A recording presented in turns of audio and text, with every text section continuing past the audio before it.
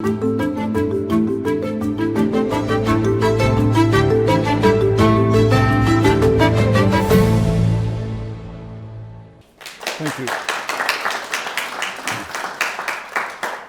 Okay, so the title of my talk is what is the future of Mongolia's rangelands and herders, or you might say herders and livestock, because they're so closely connected.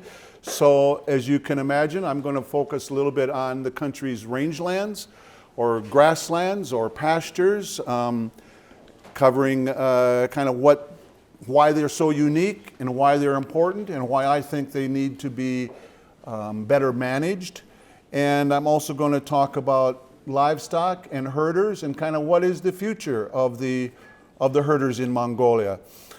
Mongolia, of course, has a long pastoral history going back thousands of years, and I think it's important to understand that history as well in order to try to devise programs now that incorporate some of this traditional knowledge, the nomadic heritage, as you try to develop livestock systems for the 21st century. A little bit of background, what gives me the right to talk about rangelands and livestock? Well, I grew up on a dairy farm in Minnesota milking cows every morning before going to school, so I know which end of a cow gets up first. We also raise sheep, and that's my champion sheep from 50 years ago at our local NADAM, you say our county fair, where I had the grand champion sheep. I also worked as a cowboy, a real cowboy, on large cattle ranches in Montana and Wyoming for many years. This one ranch I worked on had 10,000 cows. They still pulled out a horse-drawn wagon going out to branding, where we spent 6 weeks camped out. And then I would spend the summers on what they called a cow camp, where I was responsible for 1,500 head of mother cows and their calves, and I would sometimes see nobody, another white man, for 2 weeks at a time. And then I worked for 15 seasons in Tibetan areas of China, working with nomads there. And so got to understand the nomad situation and the challenges that they're going through. And then, as I said, been working here in Mongolia since 1992, off and on for many years. So I'm a bit of a horseman, bit of a cowboy, bit of a, you might say, the Americ Mulchin. And I have a fondness for horses. So I even had my own custom saddle made to use on the horses in Mongolia. As you can see it on the lower left, I had my saddle maker friend make it. I had the Ultsi knot carved in the seat, so it's quite unique. I mean, a lot of Americans, when they retire, they get a Harley Davidson motorcycle. Well, I decided to get a special made saddle made for me. But it also kind of, especially for some of the younger people here in the audience, but even for the older ones, I mean, you have to have a passion in life. What gets you up in the morning and excited about doing something? For me, it's the livestock, it's the rangelands, it's horses and yaks. I did research on wild yaks in Tibet for a PhD, which I unfortunately never finished, but so my email address is very easy, wildyakman@gmail. But that's pronounced wild yak man. A lot of people look at it and they'll go, oh, wild yak man. No, wild yak man@gmail. And so I always wanted to get my saddle put on a yak, which I was able to do in Arhungai this last summer. But anyway, this passion for yaks and grasslands and herders, allowed me to, I have a species of grass named after me that I collected on the slopes of Mount Everest in 1984 when I was learning the grasses in the Himalaya, and because the Kew Herbarium in England had the most extensive herbarium collection of Himalayan plants, so I would make these collections, send them to them for identification, they would come back, and then they decided that this one was a new species, so they named it after me, Stipe amiloride. So again, you got to have a passion, something to get you excited to get up in the morning, get out there and look at the grasses, know the species and that. Well, that's what makes me excited, is the rangelands and grasses and livestock. And so I've spent a lot of time in Mongolia, going across the grasslands. I've been to every province except Dornod I haven't been to. And I'm actually quite alarmed at the condition of much of the country's grassland. So when I drive across the country, I look at it through the eyes of a rangeland ecologist, or a grassland ecologist. And I'm very alarmed at the extent of degradation that's taking place and overgrazing. I'm also hopeful because of the resilience of much of the Mongolian grassland in the country. So I think it's important to understand the various rangeland types in Mongolia. Of course, starting from the south, you have the real desert. You then have the desert steppe. Then you have the true steppe, going further north into the forest steppe areas and the taiga, and then the alpine zones along the mountain. So a tremendous amount of diversity in a small area of, well, fairly large when you look at Mongolia, but still a tremendous amount of diversity in the country that is still relatively not that well understood. As I oftentimes say, there's a lot of very good grassland scientists in Mongolia. You know the species, you can determine the composition, but there's not a very good understanding of the ecology of the grasslands in Mongolia. What happens with overgrazing? How long will it take for grasslands to restore themselves? So this understanding of ecology is what I see as lacking in Mongolia. And then the understanding of the interactions of both wildlife and livestock on the grasslands. And so all that aspect of ecology is still, I think, in initial stages in Mongolia. So many of you are familiar with deer stones or have seen them in places. When you think that these were constructed about 3,000 years ago by nomad societies living in these grasslands, you realize that there took remarkable social organization by whatever nomadic groups these were that were out there that were able to make these incredible art. I mean, amazing art when you look at it now that are out in the grasslands. Some people say that these served as, monuments to help release the soul of people that had expired to go up to the heavens. Another anthropologist or historian that I read had mentioned that, think about if you were a nomad or a small group of nomads traveling across there's no roads, there's no buildings, there's only the grassland, and then you come across these huge kiriksurs, or this huge complex of deer stones, you would think, my goodness, whoever was living here before or now, it took credible social organization to build these. So they were kind of like signposts along the way.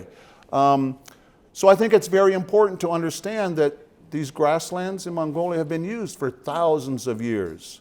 The remarkable thing is that they are some of the last unfenced rangelands in the world. Think about that. You can drive for hundreds and hundreds of kilometers across Mongolia and never come across a fence.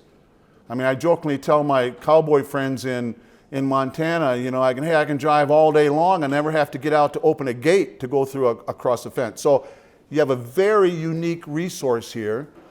While there is degradation that's taking place, and I think there's way too many livestock in the country, the rangelands are resilient. And so remember that there is these diverse rangeland types and plant communities. The forest steppe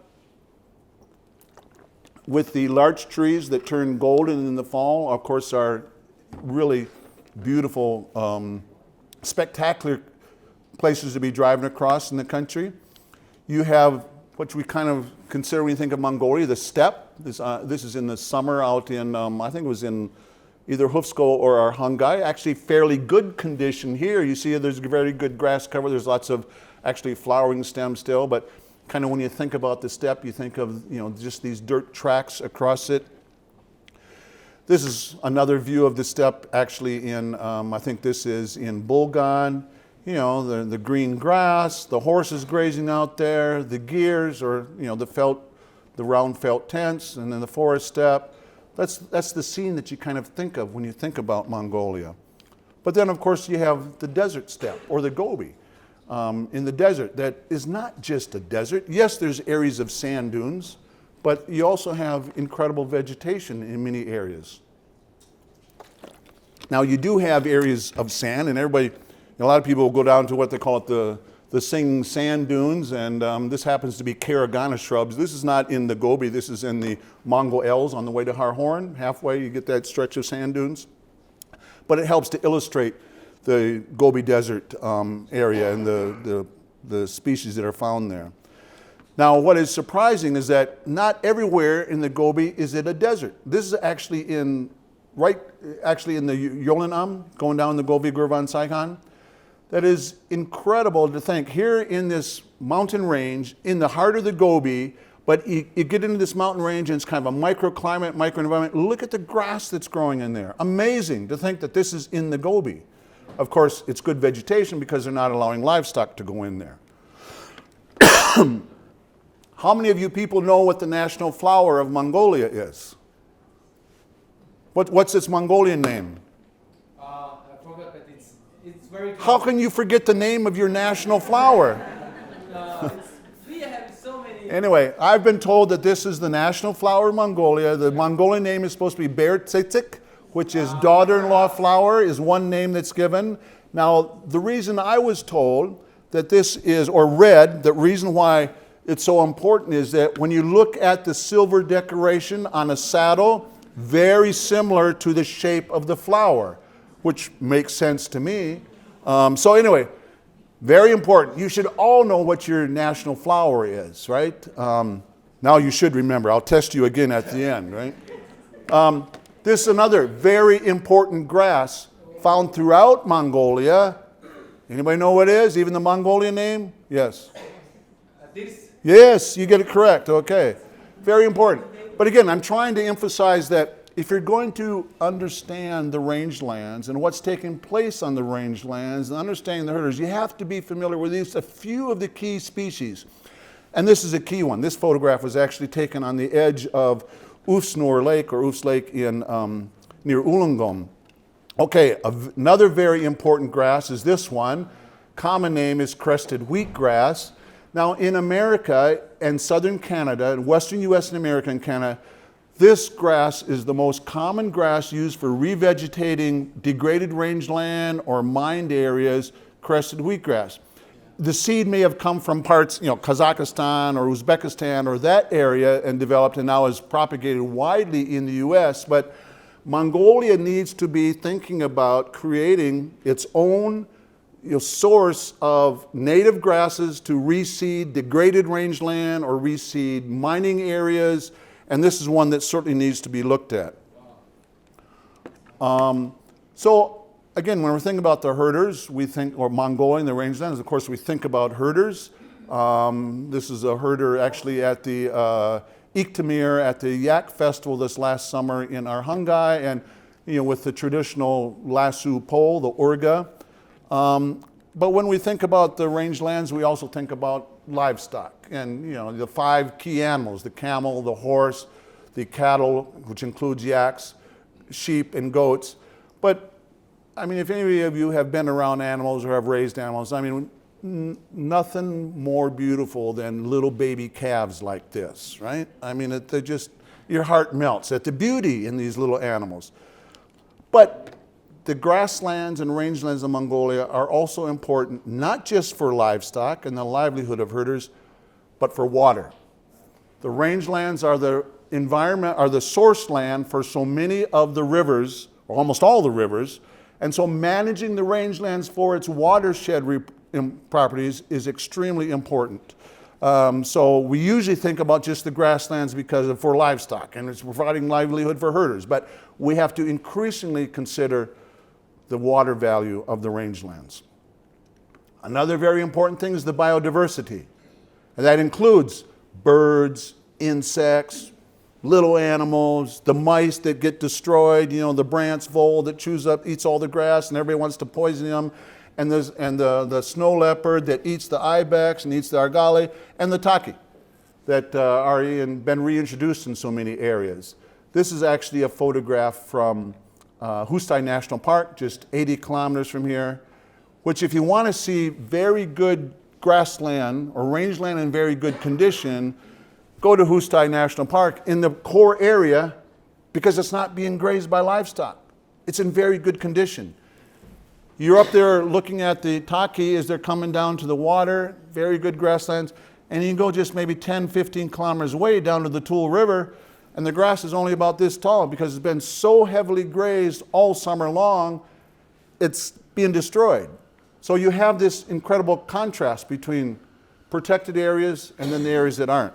But we have to remember that rangelands are not just for livestock. They're also important for wildlife and for water. and increasingly as just a space for open space. I mean, how do you put a value on just the open space, intrinsic value of the grasslands of Mongolia? I mean, I don't have to look at all these. Most of you can read, or you should be able to read, but there are a number of issues or challenges that the rangelands are facing. I like to, instead of talking about or labeling it as, okay, the problems on the rangelands or the issues on the rangelands, consider it as the challenges. That gives you, kind of puts it in a positive spin, but it's like, okay, how do we overcome it? What can we do to take on this challenge, right? And there are a lot of them, there's no doubt about it. And these are just some that I've listed as what I think are some of the important ones. But I think the biggest problem that Mongolia has is there's too many livestock. Too many animals, domestic animals, out there eating whatever grass is available. And if you look at the numbers, right? I mean, from 1970 to about the early 1990s, livestock numbers remained about the same, 20 to 25 million. That was what was sustainable, okay? That's what it should be. Look at it now, it's 80 million. You've got way too many animals in Mongolia, but nobody wants to address it, right? You got a serious problem, real serious problem. Way too many animals. Actually, probably one of the best things that could happen is if you get a severe zood for a couple years in a row to kill half the animals. It's a terrible thing to say, but nature has a way of rebalancing things. And I mean, you can see this in much of the country because the grasslands are being degraded. Fortunately, there is a lot of, as I said, Mongolia has very good scientists. There's a lot of monitoring that takes place by government bodies. 1,500, 4,000 monitoring plots out. They've determined that there's about 60% of the grassland of the country is now degraded to some extent. Some of it very seriously, but degraded to some extent, right? This happens to be a valley on the way to Selink Sum of Bulgan province, so going northwest pretty much north and west out of Erdenet. Beautiful valley that you drive through. Look at the grass. It has just been, it's like a golf course. There's no grass left there. Of course, it looks beautiful because it's green, the river coming down through, the large trees, but there's no grass left. It's been so eaten down. And I think this is the problem in a lot of these river valleys. The riparian areas are seriously overgrazed because there's just too many animals out there. This, I believe, is some rangeland in, I believe it was Arhangai.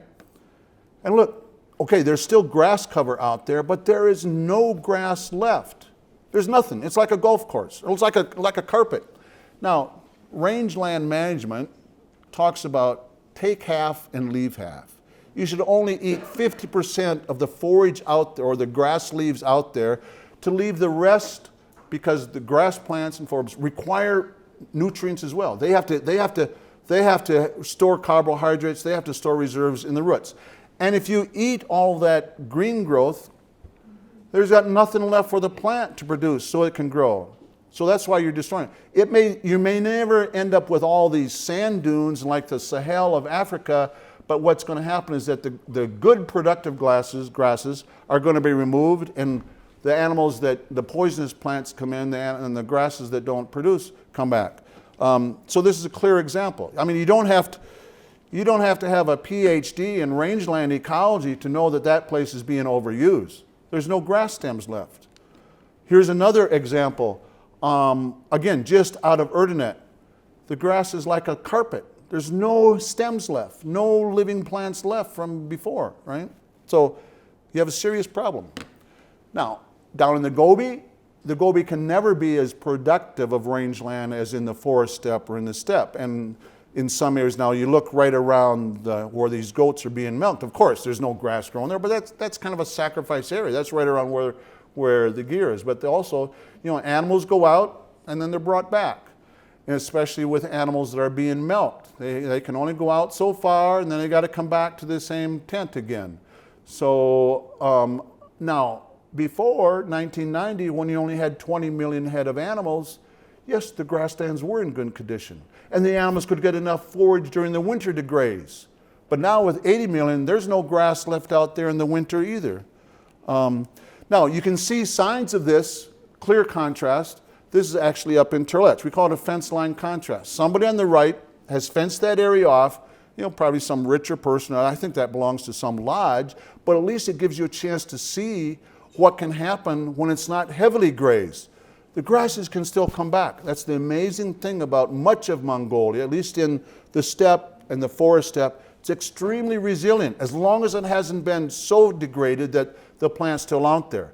So these fenced areas, these exclosures, are very important for understanding the difference between very heavily used on the left and that on the right.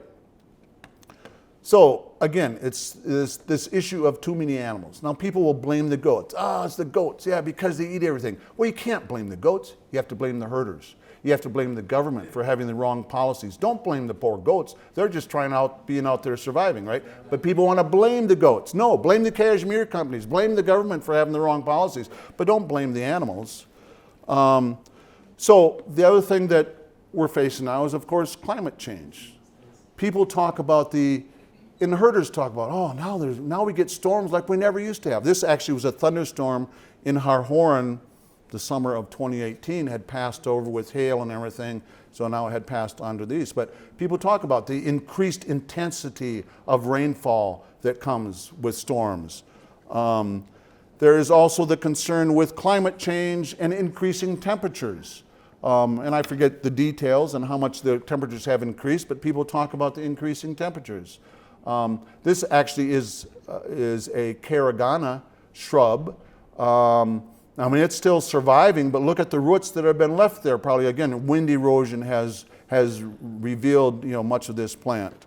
So again, let's look at what some of the, I don't want to just talk about doom and gloom, because there are opportunities, and that's where I see, again, I always look at, the glass is half full or half empty. I always look at it as it's almost half full. The rangelands are resilient and they can recover.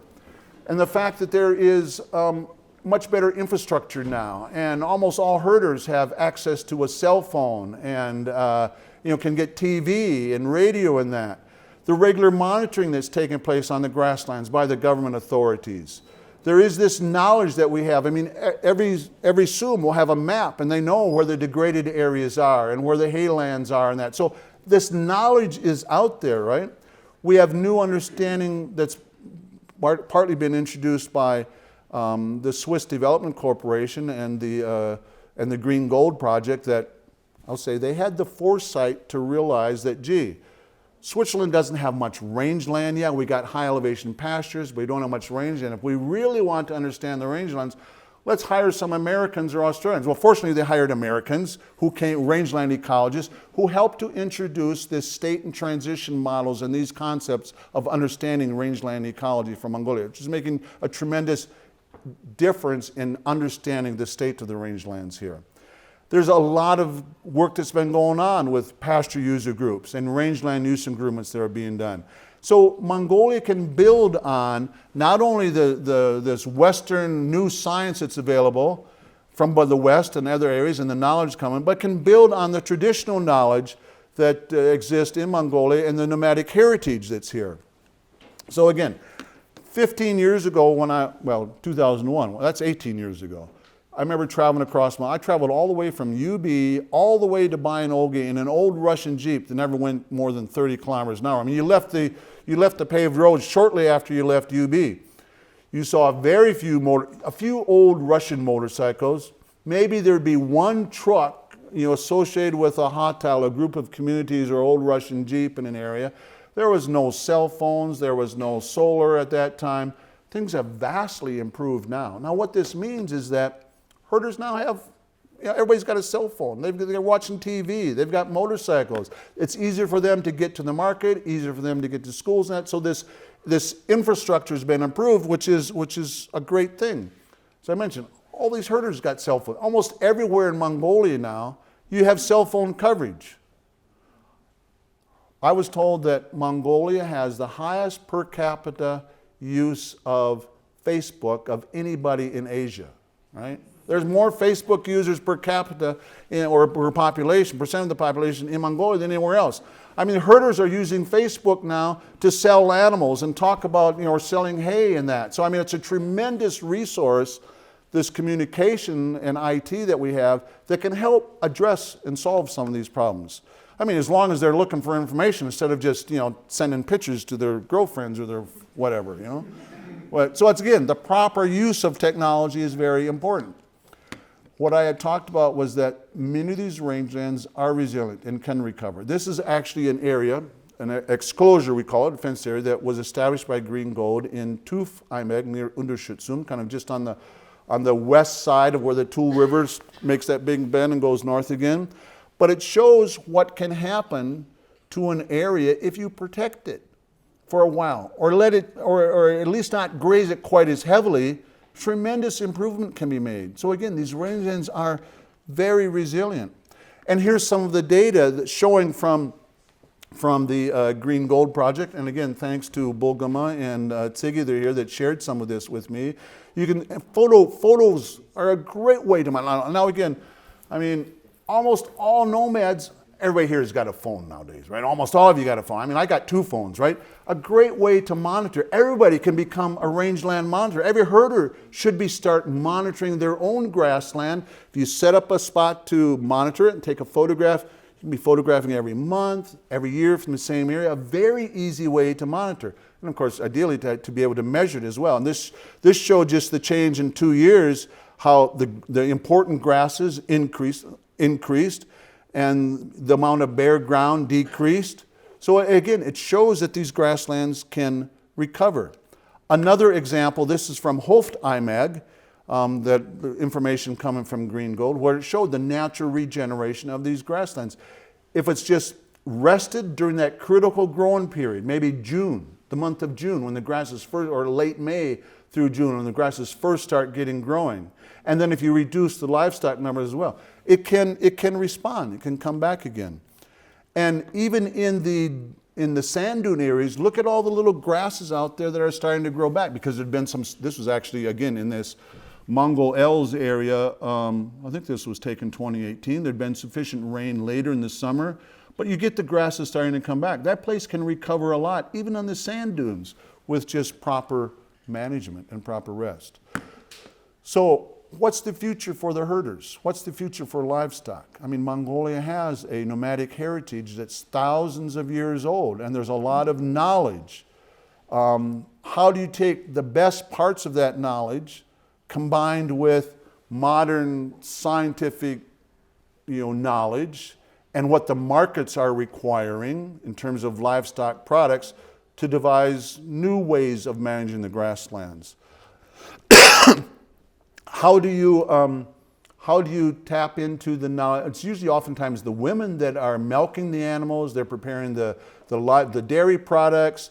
They're shouldering much of the burden of taking care of animals, as well as taking care of the children, as well as doing the cooking and that. How much involved are they in the training programs? Oftentimes the training programs are in the SUM or the IMAG, and the men go to that. So how do we make sure that the women are being included in these, the women and children are being included in the training programs?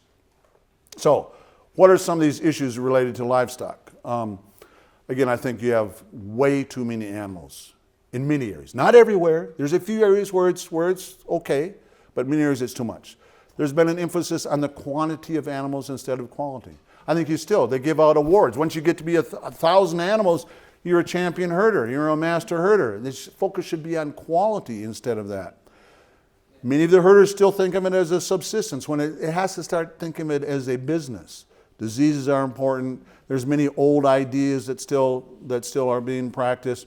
The biggest thing is inadequate nutrition for the animals. And again, in 1990, when there was only about 20 million head of animals, the livestock could graze in the winter and get a lot of sufficient forage most times, unless there was heavy snow, because the grasslands are not overgrazed. Well, now there's nothing left to eat in the winter in most areas. But yet, Mongolian herders have this, they think the animals don't have to be fed in the winter, which was true 30 years ago. Well, now there's no grass left. They go into the fall without enough fat, without good enough conditions, and they're basically starving to death. Something that I think is a growing concern is the debt of the herders. There's one paper that I came across by a sociologist, anthropologist, called "We're Living Loan to Loan." So many of the herders are so far in debt, to pay for school for the children, to buy a motorcycle, to buy a car, to buy an apartment. They just go from one loan to another. And in some ways, I blame the banks, right? I mean, they're pushing the loans out. Every SUM now has got a bank or a couple of them. They want the herders to take loans, so the herders are so far in debt, right? Now, there's some interesting ideas coming out about cooperatives trying to be a financial institution as well. I think there's no extension service left. There's veterinarians, providing medicine and that, but there's very few ways for herders to get advice about the proper way to raise animals now. I think Mongolia had made great progress in the crop sector. You're sufficient in wheat, sufficient potatoes, vegetables, great progress with a lot of technology in that, but the government kind of separated, okay, agriculture, we need to give emphasis to it, and growing the wheat, growing potatoes. Oh, livestock, we've been herders for thousands of years. We know what to do. And so there wasn't emphasis given to livestock development. There's a lot of restrictions on import and export of livestock related medicines, equipment and that, and just exporting of meat and meat products and that need to be, streamlined. There's confusion, or you talk about people, the government's, we're going to have intensive animal husbandry now. We're going to have semi-intensive animal husbandry. Oh, we still have the nomadic system. There's kind of like confusion. What really can be done in different places? And I think I'll call it the noble nomad. This idea that, because Mongolians have been herders for thousands of years, we know best how to take care of animals, right? So yes, there is a lot of knowledge and practices that need to be considered, but in some ways that's a hindrance as well, as you think, we're nomads, we know what to do. So yes, goats, as I had mentioned, goats produce cashmere, and cashmere is very valuable, but they say now that the quality of cashmere has gone down because the best cashmere comes from the younger goats, not the old 4 or 5 year old goats, but the younger goats. But of course, everybody wants to keep as many goats as they can to make more money from cashmere. But again, don't blame the goats, blame the people, blame the government policies, blame the cashmere companies for contributing to too many animals.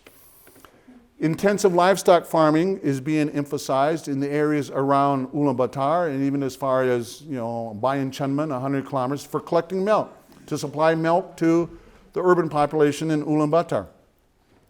But I grew up on a dairy farm. I grew up milking cows. I know what cows take. I'm oftentimes so saddened when I go to these farms and I see these cows, they're basically starving to death because they're not being fed. Because so many of these herders, you can see it just north of here in this place called Partizan. You have herders, that's the area where intensive livestock farming is taking place.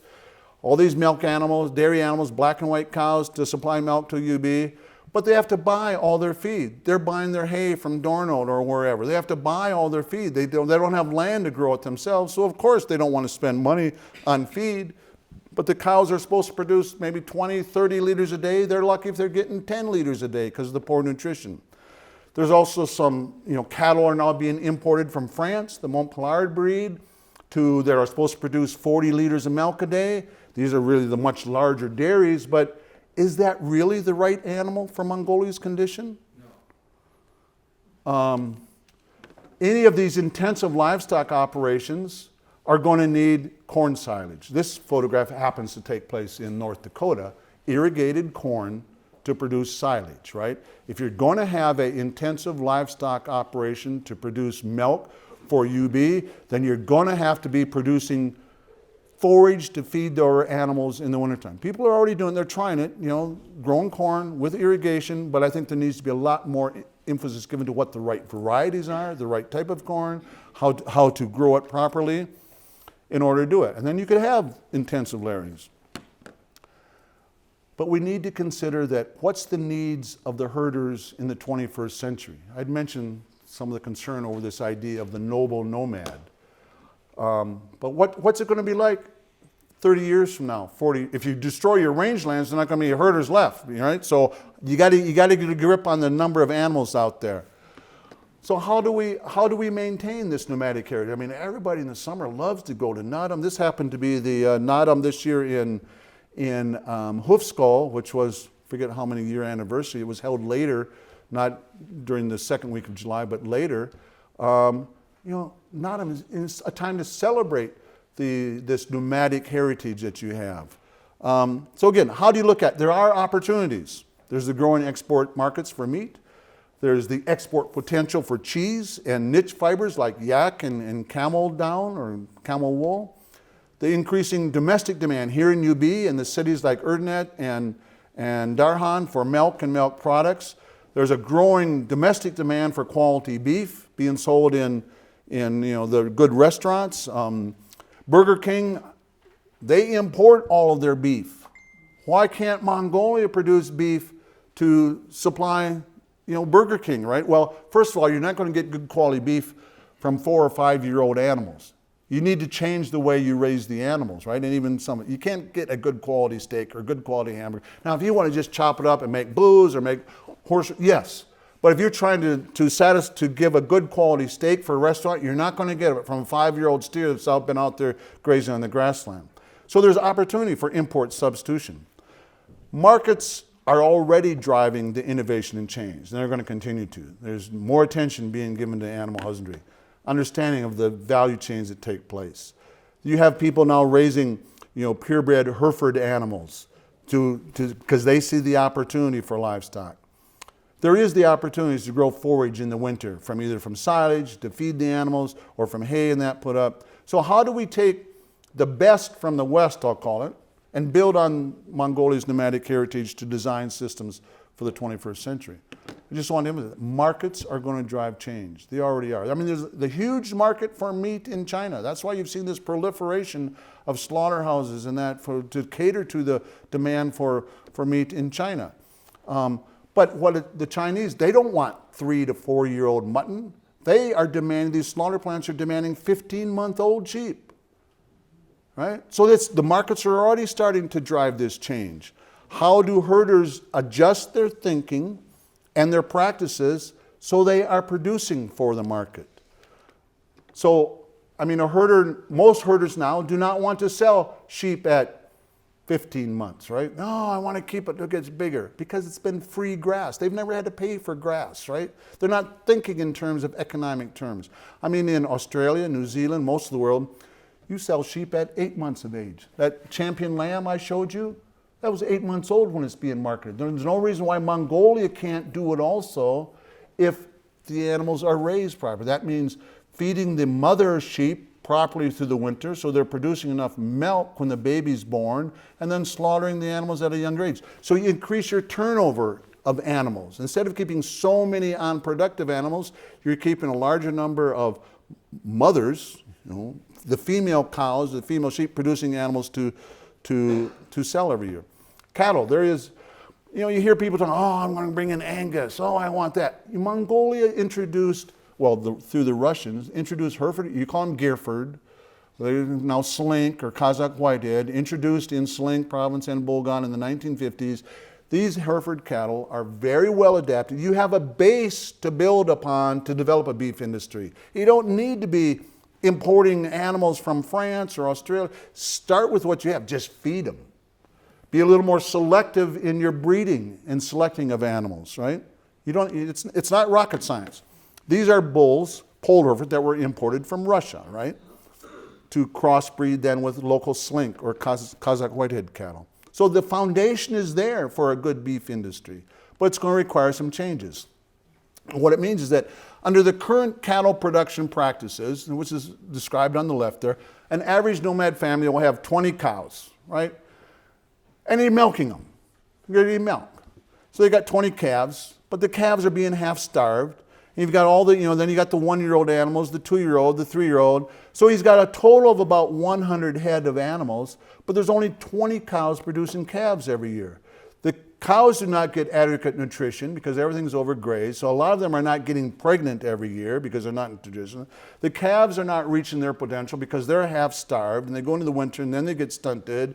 So it takes 4 or 5 years before an animal reaches market weight of about 400 kg. Well, at 4 to 5 years of age, that's pretty tough meat. You're not going to get a good steak out of it, right? The poor quality breeding bulls are being used. There's little to no use of minerals. poor animal health. So he's got to feed over 100 cattle every winter just to kind of survive. Well, herders start to become cow-calf producers.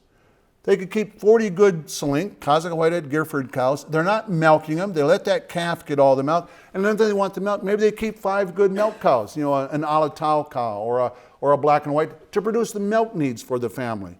So they're not totally changing. They're adapting with modern knowledge, right? This way they can be selling all those calves in the fall. They can be having much more turnover. And they only have to keep 50-some animals through the winter. So this is how they start thinking of how to change. Now, when you look at just the beef industry, you have a number of, you got your inputs on one, the value chain. Everybody talks about value chain now in business and, you know, value chain, right? Well, this is a value chain for the beef industry. You got inputs on one side, you got production, you got the processing, distribution, you got marketing, and then you got the consumers out here that are already demanding better quality meat and safe meat. They want to know that the meat is healthy.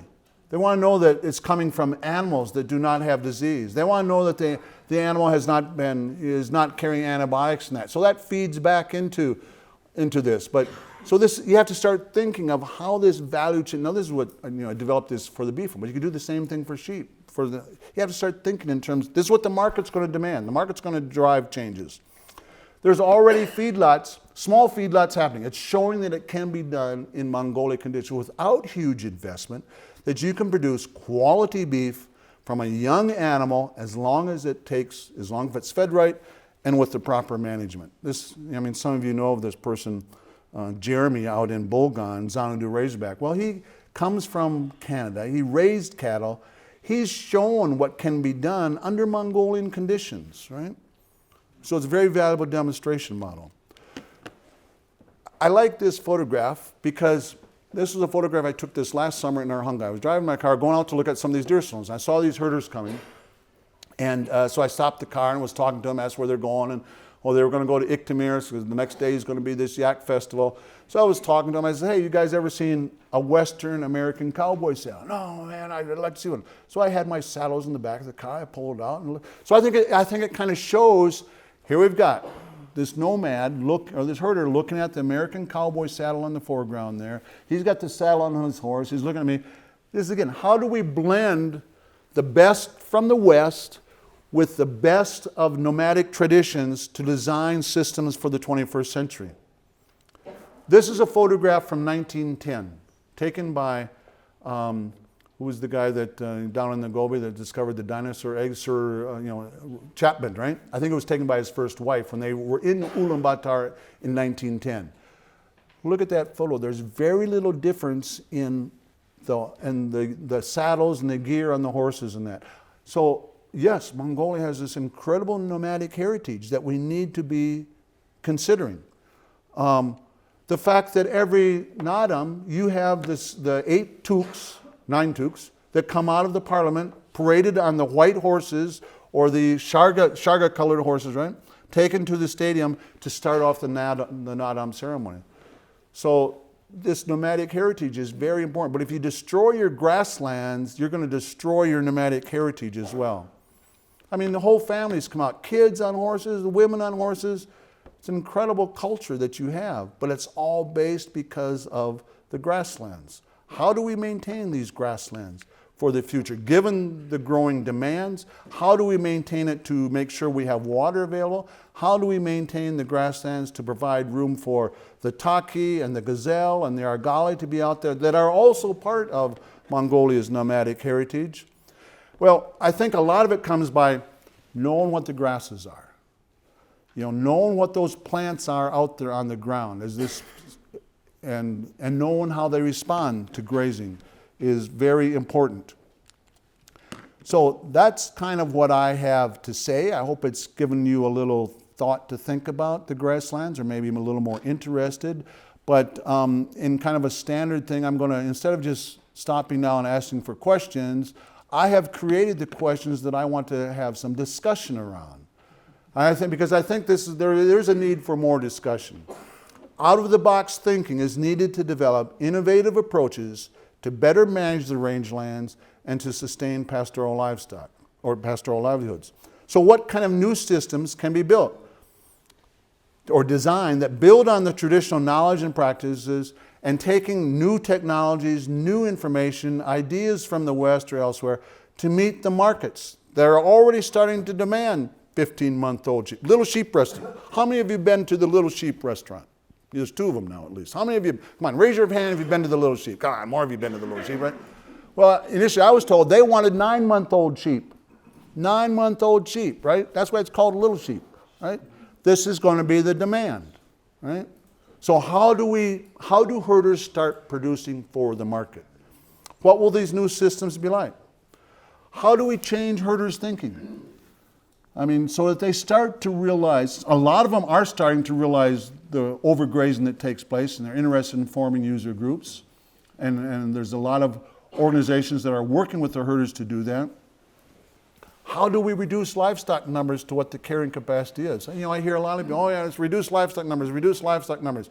I don't hear anybody talking about how they're going to reduce livestock numbers, because I find very few people that think the way I do, like a livestock manager would think, right? Like I'm saying, if you're going to reduce livestock numbers, you got to then start marketing the animals, keeping the female animals, and increasing the turnover. You can't continue to raise animals like you've been doing and for Mongolia to survive. How do we expand the pasture user groups? There's a number of them that have been formed. This is how do we expand them? Can some of these pasture user groups become new financial organizations for herders? So herders are not subjected to these incredible interest rates they have to pay from the banks, right? How do we improve the pasture plans for herders and the SUMs? Oftentimes these pasture plans that I've seen they're just kind of like an assessment. Okay, this many herders, herder Dorje goes here, and herder Sonam goes here, and herder, here goes here. In the summer, they've got all great maps, all mapped out, and these are the haylands, but very little information provided. Okay, how do we now come up with plans to improve the grassland? Okay, people talk about rotational grazing, but what do you do when there's no extra grass out there, right? So maybe you plant some forage so that you don't have to turn the animals out in the month of May when that grass is first coming up. So how do we improve these pasture plans? What opportunities are going to be created for herders to supplement livestock-based incomes, right? I mean, you got a lot of the tourism that takes place in the country and the growing opportunity for tourism, but the herders are not getting much out of that. I mean, the people go down and they'll stay, and they're bringing the people. The guides are all coming from UB and the hotels UB. So the herders, maybe selling a little bit, maybe a sheep here and there, but the herders are not benefiting much from the tourism that's taking place, and that's going to continue to grow. How can training target women and youth?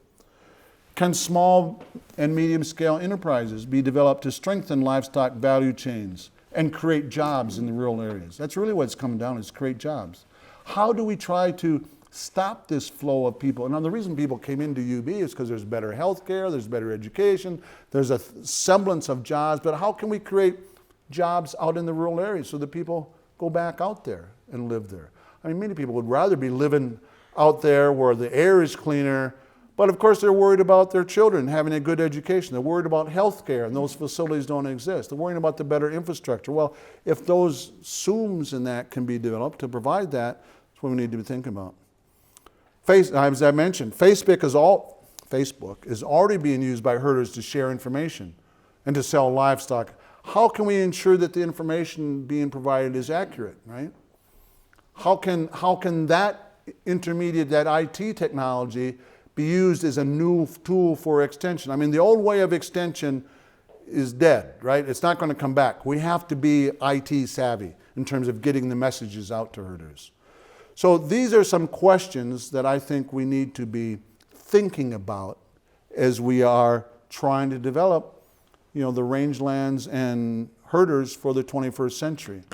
So there's my email address, wildyakman@gmail.com, because I did research on wild yaks in Tibet, but it's pronounced wild yak man, not wild yak man. Well, there's been times I've gotten kind of wild around the yaks also. And this is another website I have with articles and photographs, maptia.com//Daniel Miller. That goes to this page where a lot of articles with text and photos on Mongolia. So that's about it.